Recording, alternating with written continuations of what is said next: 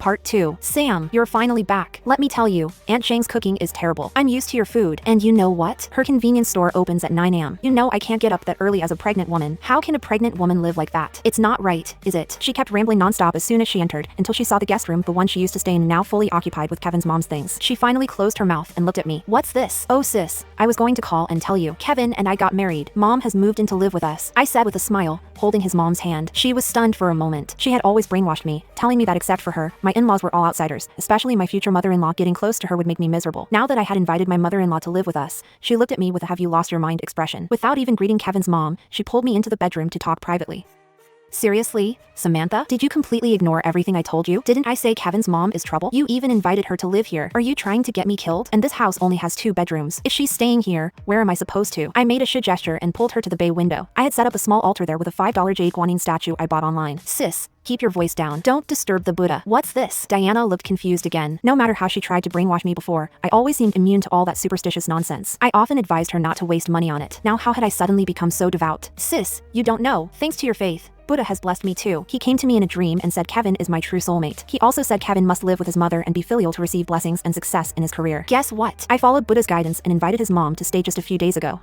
Today, Kevin was sent on a multi-million-dollar project in Jiangzhou. If he closes the deal, not only is his promotion guaranteed, but there's a big bonus too. We might even upgrade to a 3-bedroom place soon. His mom is indeed difficult to please, but what can we do? She's our money tree now. Even if you begged me, I wouldn't want you to suffer her temper while pregnant. Besides, I heard the jewelry boss's wife is looking for you everywhere. You listed my address when you applied for that job, right? What if she finds you here? All your efforts would be wasted. Stay at the old house a bit longer. I'll bring you out when the time is right. Hearing my grand promises, Diana's previously dull eyes suddenly lit up with stars. Given how well she thought she could manipulate me, my husband getting rich was as good as her getting rich. When we came out of the bedroom, she looked at Kevin's mom like she was the queen mother, bowing and scraping, calling her auntie this and that. Now it was Kevin's mom's turn to look bewildered.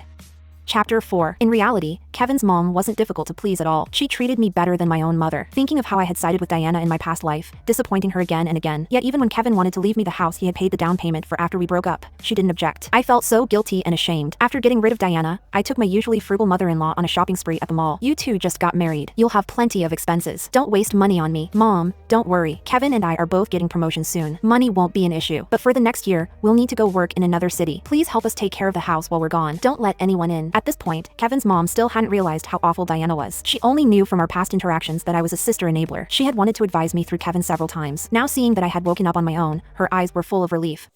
She assured us she would guard the house steadfastly while we were away. Soon, Kevin returned from his trip having successfully closed the deal as I predicted. The company wasted no time promoting and giving him a raise. The catch was a 1-year training assignment at the Jiangzhou branch. This time, I didn't hesitate to apply for a transfer to Jiangzhou with my company as well, so we could go together. Firstly, this way our relationship wouldn't be affected by long distance. Secondly, it would help me avoid Diana's frequent harassment during this time. Most importantly, I knew from my memories that the newly built industrial park in Jiangzhou would place a big order with our company branch in a few months due to production needs. In my past life, that order had fallen into the lap of a receptionist who happened to be filing her nails at the right time. This time, I prepared all the materials in advance and actively pitched to the procurement team at the industrial park before they even started looking for suppliers.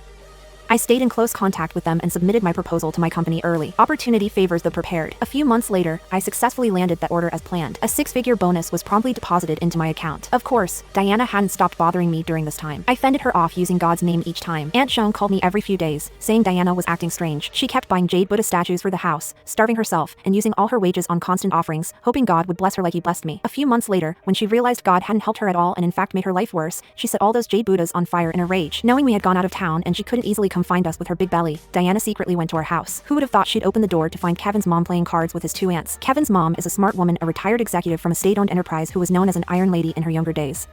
In my past life, she had voluntarily taken on the task of caring for Diana so I could focus on work, squeezing herself onto a tiny bed in less than 20 square feet by the entrance. Yet Diana kept coming up with new ways to make things difficult for her every day, trying to drive her away. To avoid making things awkward for me, Kevin's mom kept putting up with it. This time, with my blessing, she went all out to fight back. Diana was no match for her at all and kept getting sent away defeated, unable to even set foot inside. A year later, Kevin's training period ended. I also applied to return and compete for a leadership position in my department, based on my outstanding performance. Diana must have gotten wind of this somehow. She was already waiting at our doorstep with her 3-month-old nephew when we arrived. Search 69150 on NovelMaster App to read more.